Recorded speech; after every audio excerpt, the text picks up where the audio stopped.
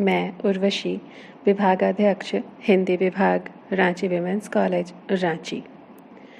आज मैं बात करूंगी भारतेंदु हरिश्चंद्र की नाटक भारत दुर्दशा के अंक 5 पे। 5वें अंक का स्थान है किताब खाना। लेखक भारतेंदु वर्णन करते हैं कि 7 सभ्यों की छोटी सी कमेटी है। सभापति जी चक्करदार टोपी पहने हुए हैं, आंखों पर चश्मा है तथा हाथ में छड़ी है। सभापति के अलावा 6 सभ्यों में एक बंगाली, एक महाराष्ट्री, एक एडिटर जिनके हाथ में अखबार है, एक कवि और 2 देशी महाशय हैं।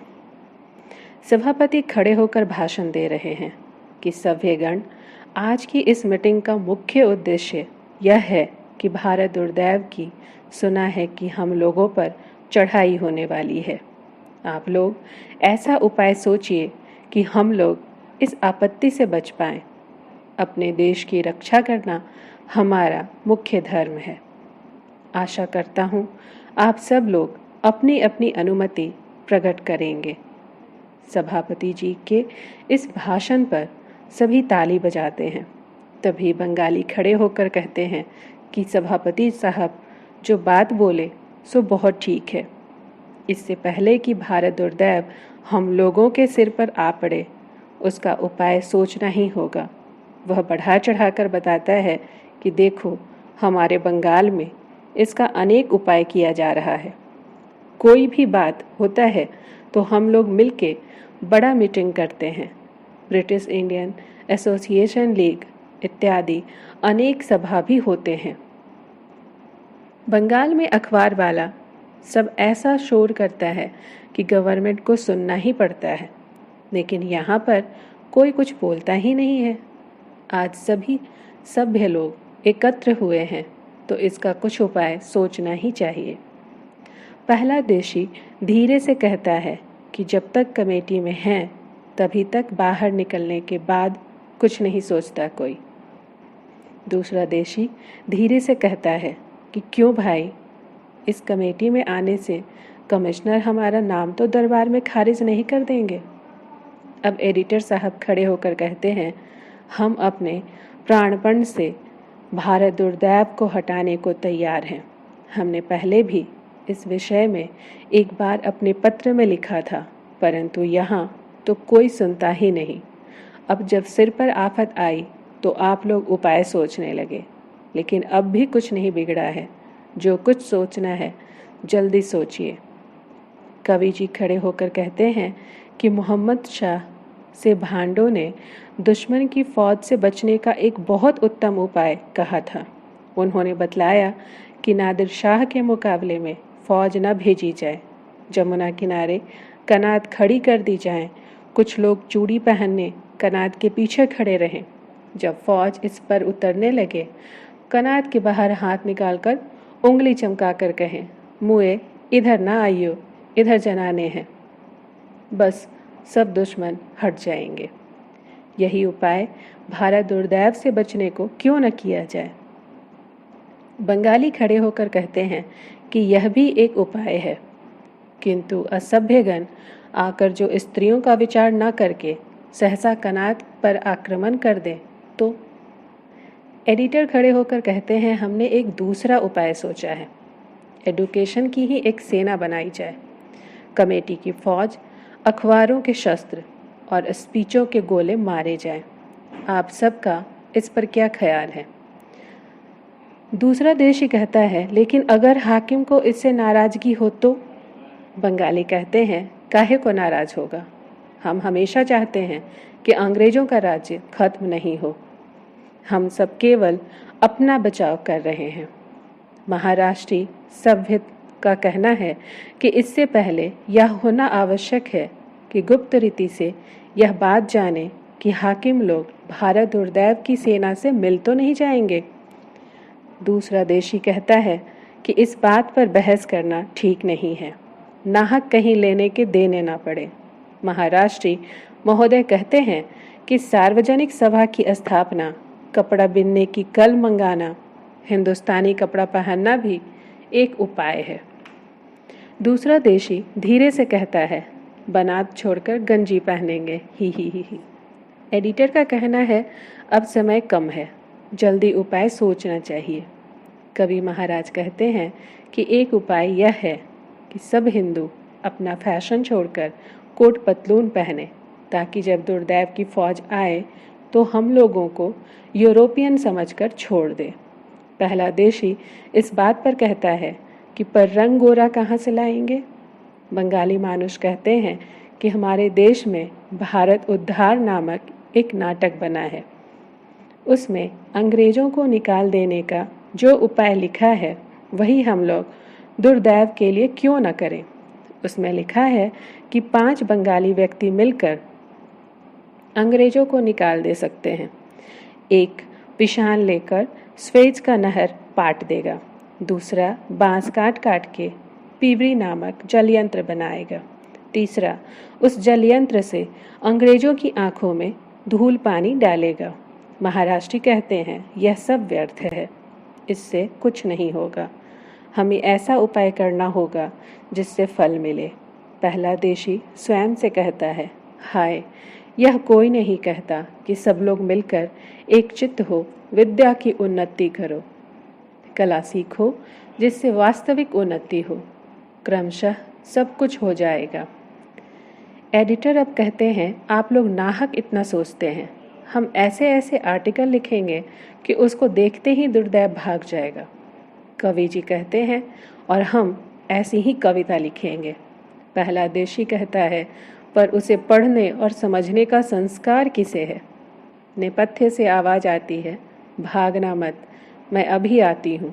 सभी डर कर चौकन्ने होकर इधर उधर देखते हैं। दूसरा देशी बहुत डर कर कहता है, बाबा रे, जब हम कमेटी में चले थे तभी छींक हुई थी, अब क्या करें। वह टेबल के नीचे छिपा है। पुलिस की वर्दी पहने डिसलॉयल्टी का प्रवेश होता है। सभापति जी शिष्टाचारवश आगे आकर कहते हैं, आप यहाँ क्यों आई हैं। हम लोग सरकार के विरुद्ध नहीं बल्कि अपने देश की भलाई करने को एकत्र हुए हैं। डिसलॉयल्टी कहती है, नहीं नहीं, तुम सब सरकार के विरुद्ध एकत्र हुए हो, हम तुमको पकड़ेंगे। बंगाली जी आगे बढ़कर क्रोध में बोलते हैं, काहे को पकड़ना है, कानून कोई वस्तु नहीं है। सरकार के विरुद्ध हमने कुछ नहीं कहा है और ना ही कुछ किया है, व्यर्थ का विभीषिका। डिसलॉयल्टी कहती है, हम क्या करें, गवर्नमेंट की पॉलिसी यही है। कवि वचन सुधा पत्र में सरकार के विरुद्ध कुछ नहीं था, फिर भी हमें उसे पकड़ने को कहा गया, हम लाचार हैं। डिसलॉयल्टी को समझाने की कोशिश करते हुए सभी आगे बढ़ते हैं, लेकिन वह कुछ सुनने को तैयार नहीं है। दूसरा देशी टेबल के नीचे से निकलकर रोता हुआ कहता है, हम नहीं, तमाशा देखने आए थे। महाराष्ट्री कहता है, हाय हाय, यहाँ के लोग बड़े भीरू और कापुरुष हैं, इसमें भय की कौन सी बात है, कानून तो है। सभापति कहते हैं, तो पकड़ने का आपको किस कानून से अधिकार है। डिसलॉयल्टी बताती है, इंग्लिश पॉलिसी नामक एक्ट के हाकिम इच्छा नामक दफ़ा से। परंतु तुम, महाराष्ट्री कह रहे हैं। तभी दूसरा देशी रोकर कहता है, हाय हाय, भटवा तुम कहता है अब मरे। महाराष्ट्री कहता है, पकड़ नहीं सकती, हमको भी 2 हाथ पैर हैं, चलो हम लोग तुम्हारे संग चलते हैं, सवाल जवाब करेंगे।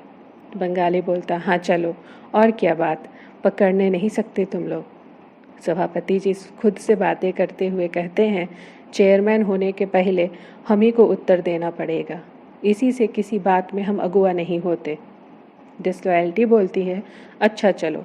सब चलने की चेष्टा करते हैं और यह अंक यहीं पर समाप्त होता है। भारत दुर्दशा की राष्ट्रीय चेतना को समझने के लिए भारतेंदु हरिश्चंद्र के समय को हमें समझना होगा। भारतेंदु के जन्म तक अंग्रेजी शासन इस देश में अपनी जड़ें पूरी तरह जमा चुका था। पलासी के युद्ध के बाद अंग्रेजी शासन का क्रमशः विस्तार होता गया। पराजित देशी राजा, जमींदार और सामंत स्वार्थ रक्षा और व्यक्तिगत लाभ के लिए उनके सहायक बने थे। नए विदेशी शासन को स्वीकार कर लेना उनकी व्यवस्था थी। पर उनके मन में असंतोष अवश्य था। अंग्रेजों के अन्यायपूर्ण शासन के विरुद्ध जनजीवन में भी तीव्र प्रतिक्रिया हो रही थी। तत्कालीन व्यापक असंतोष का विस्फोट भारतीय स्वाधीनता संग्राम के रूप में सन 1857 में हुआ। उस समय भारतेंदु 7 वर्ष के थे। यह संग्राम विफल रहा।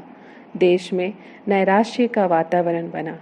इसके बावजूद लोगों में असंतोष सुलगता रहा और उसके भीतर से राष्ट्रहित की चेतना जगने लगी। स्थिति यह थी कि अंग्रेजों को पश्चिम में अनेक सफलताएं मिली थी।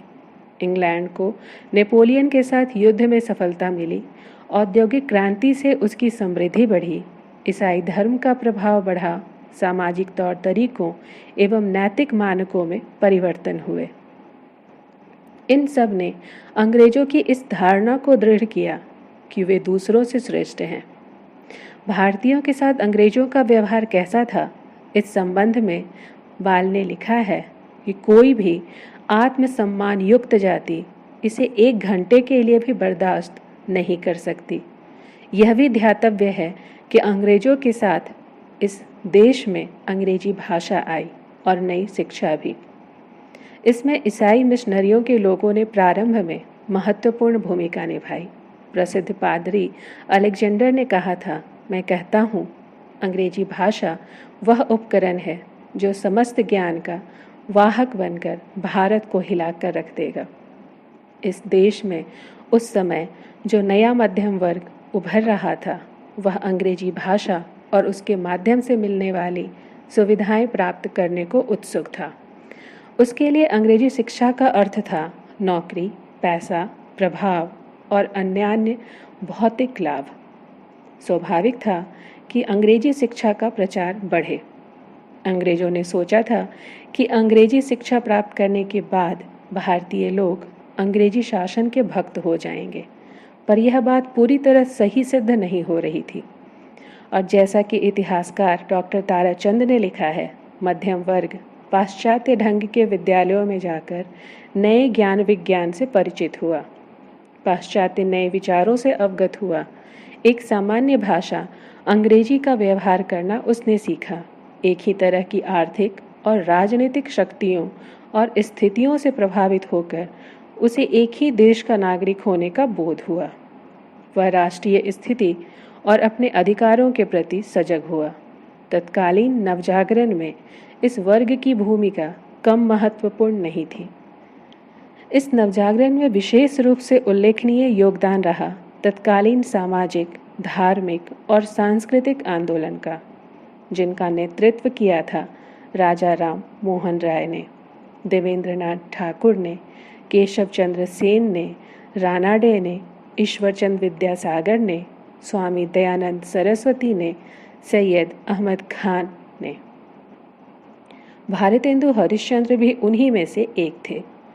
19वीं शताब्दी उत्तरार्ध में जो अनेक सांस्कृतिक आंदोलन चले, उनसे स्पष्ट है कि नवजागरण की लहर पूरे देश में फैल गई थी।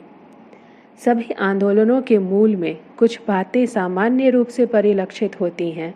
नवयुग के अनुरूप नई शिक्षा एवं पाश्चात्य प्रभावों को ग्रहण करना, भारतीय सभ्यता एवं संस्कृति की प्रतिष्ठा को पुनः स्थापित करना, समाज को कुरीतियों और अंधविश्वासों से मुक्त करना, जात पात, बाल विवाह, छुआछूत आदि की भावनाओं पर आघात करना, स्त्री पुरुष को समान अधिकार देना, स्त्रियों को शिक्षित करना और उन्हें समाज में प्रतिष्ठा दिलाना।